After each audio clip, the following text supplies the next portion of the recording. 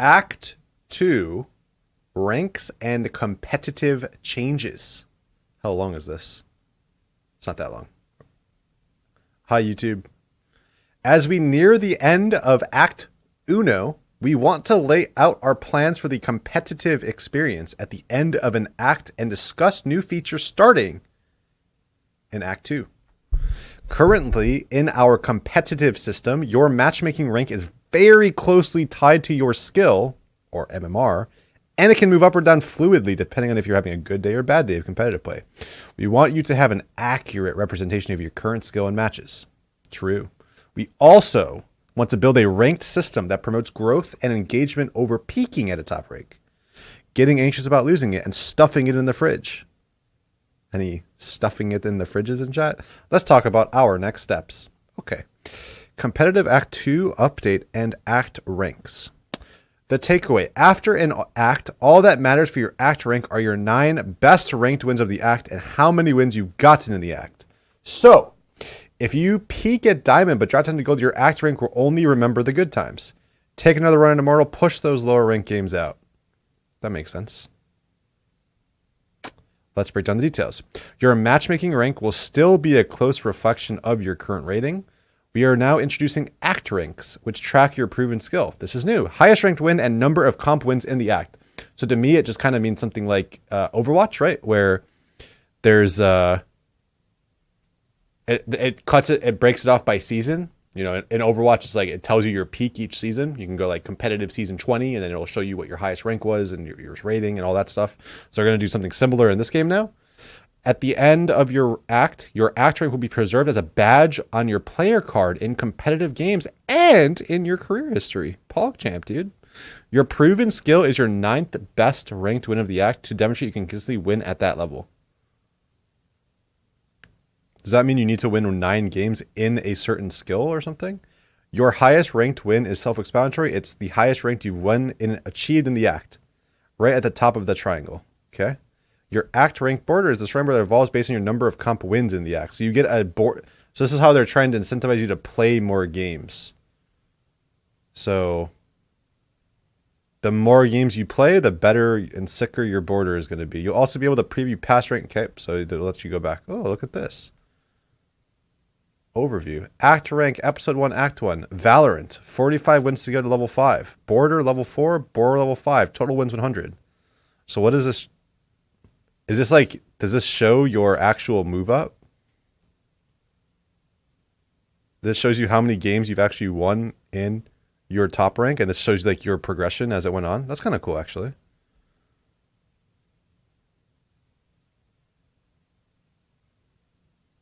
It's confusing? I don't think it's confusing. It shows a 1, 2, 3, 4, 5, 6, 7, 8, 9, 10, 11, 12.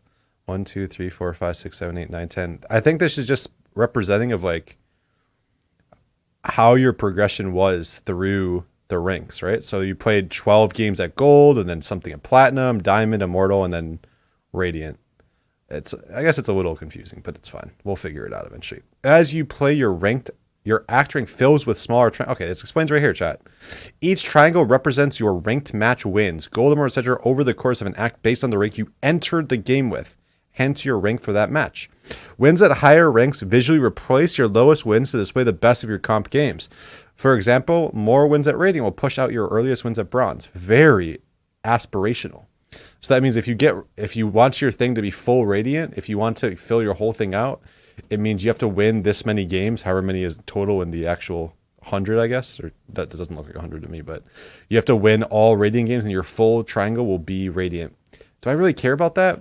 No. Realistically, no. Don't really care about filling my triangle with Radiant wins, to be honest with you, but we'll see. The border changes as you hit win thresholds 9, 25, 50, 75, and 100. Okay. Starting in Act 2, your friends will be able to inspect your match history. That means I can look at my friend. So like Trainwrecks, he was saying how he won a game but then lost 4. I can fact check him. I can check to make sure that's actually true, including both your matchmaking rank and overall act rank. Okay. Act rank badge. You can view. So this is another triangle. Another triangle now. But why? This is something different. So there's 2 different triangles, I guess.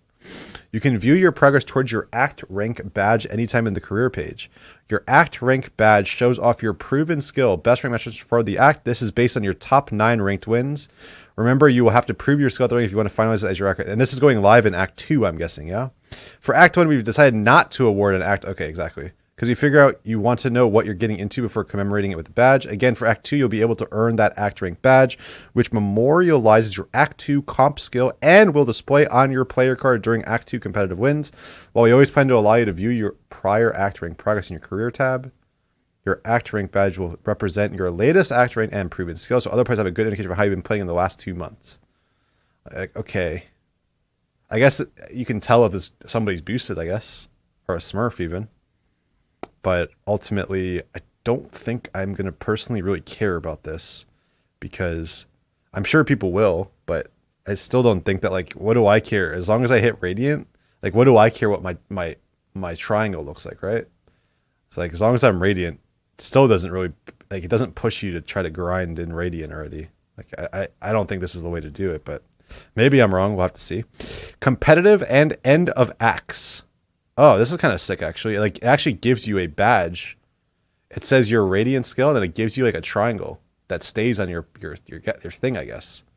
Riot K-Mac attacks. With each Valorant act, we plan to deliver a host of fresh content as well as balanced changes. As the game evolves, we want to give both new and returning players an opportunity to jump back in and see how their skills stack up in the new act. Here's what happens at the end of an act for comp. Your prior act rank will be saved and locked in your career tab. Act 1 comp data will be saved. You will be put back into a bridged placements. It will take 3 games to display your match rank instead of the initial 5. So there's only 3. But I guess it's fine since they'll have like the last season to go off of too. These placements are quicker as we will reference your MR from the prior act so we can quickly assess your skill for the current. So exactly. So they'll use your MR from the last act. So it'll like kind of stay with you forever. Your rank will be a conservative placement where we are confident you're able to compete at that skill level or higher.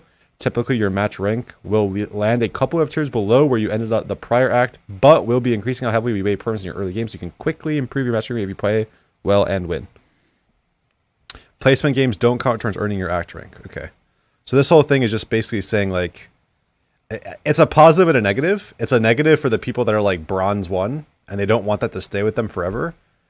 You know, they don't want to be able somebody to inspect them and be like, oh, season 3, this guy was bronze 1. Let's everyone make fun of him. On the other hand, it could be kind of cool because if you end up getting Radiant and it stays with you forever, it could be kind of cool. But again, I personally don't think that this is something that's going to entice players to grind at Valorant. I don't think people are going to care enough. And if they do care, they're going to play the minimum amount of games they possibly can. And then that way they can just make a smurf again and have faster queue times. Like, I don't think this really care. I don't really care about this, but I mean, maybe I'm wrong. We'll see how it looks. Anyway, last part. What's ahead? We look forward to hearing your thoughts and feedback on competitive and act ranks. As we get closer to the end of Act 2, we'll share another update on our next steps for evolving the competitive experience. Right now, a couple of the top priority areas are we looking for at is improving transparency and clarity into your matchmaking rank changes, along with solving some pain points for high-ranked players. Solving pain points for high-ranked players. So queue times, I'm guessing? We also always welcome hearing from you all other features and improvements you want to see. Okay. Okay. I can appreciate they're doing something different for the next act, for the next season. Basically, that they're kind of turning it into kind of what Overwatch was without the top 500. There definitely is not a top 500. There's no... It still just doesn't... People are saying there is top, but there is no top 500. There's no ladder still. It's literally just a... It gives you a badge the more you play and win at your rank, and the better the games are. So, yeah. Basically, it's literally just a way to entice people to play the minimum amount to fill their triangle. I think it's this triangle. So that they get this cool triangle with the Radiant icon for the next season. So I really don't think this actually did anything. I don't think it did. I think it's a way to give people more rewards for playing ranked, but I still think that once you hit Radiant, there's really no point to play anymore. It's like literally the same thing. It's what they said they didn't want to happen. They didn't address it at all, I don't think. Where it's, I don't know where I read it. That's right here. We want to build a rank system that promotes growth and engagement over peaking at a top rank, getting anxious about losing, and stuffing in the. Oh, this is still like, they didn't address this at all. I don't think, at least. Maybe I'm wrong. Maybe I'm not understanding. Maybe exactly what they're saying, but I don't think that this was addressed, even though they confronted it in the first 2 paragraphs of their entire thing. So, yeah, I guess we'll see how it turns out. I don't know. But 99.9% of people aren't Radiant. Yeah, but it doesn't. This helps everyone outside of Radiant. I guess that makes sense. You need to get 9 wins now. Yeah. But that's not. Yeah, that's not really like addressing the problem of getting a rank and then I'm scared about losing it. I don't know. I guess we'll have to see how it plays out. I'm not going to judge it too early. We'll see how it feels and how it plays. But I personally don't think they really address that. I think people will still get to Radiant or cap it like Immortal and they'll just sit because they don't want to lose their rank. Or like if they get boosted, then they'll just sit at whatever highest rank they get to, right? So that's the patch notes. I'm not going to say I expected more, but I definitely expected something different. So yeah, I guess that's it. You can get a triangle with, yeah, but why? What's the point? Who cares? Are you really going to sit in a 30-minute queue to get that triangle to have full radiance? I don't really care enough. I really could care less. I'd rather sit. You ready? I'd rather sit in like an immortal queue for 5 minutes or less than sit in a queue for 30 minutes to fill out my triangle. Like, who cares? 'Cause I don't.